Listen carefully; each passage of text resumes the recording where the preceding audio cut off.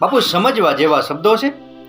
જિંદગીની અંદર દરેક માણસ આગળ વધવા માટે, પ્રગતિશીલ બનવા માટે, પોતાના સપનાઓને સિદ્ધ કરવા માટે કંઈક ને કંઈક પ્રયત્ન કરતો હોય છે, કંઈક ને કંઈક નવા નવા સાહસ કરતો હોય છે. પરંતુ જ્યારે માણસને એમાં સફળતા નથી મળતી ને, એટલે માણસ પોતાની જાતને હાર માની બેસે છે. પણ આપણા શાસ્ત્રોમાં કહ્યું છે કે હારી જવું એ ખોટું નથી, પણ હાર માની લેવી ને એ ખોટું છે.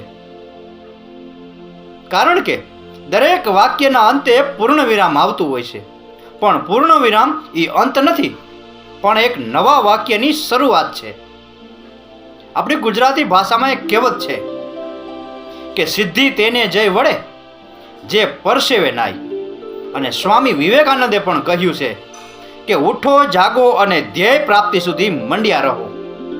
ટૂંકમાં એટલે કહું છું કે માણસને જ્યાં સુધી સફળતા ન મળે ને ત્યાં સુધી પોતાના કામમાં સતત અને સતત પ્રયત્નશીલ રહેવું જોઈએ, ક્યારેય હાર ન માનવી જોઈએ.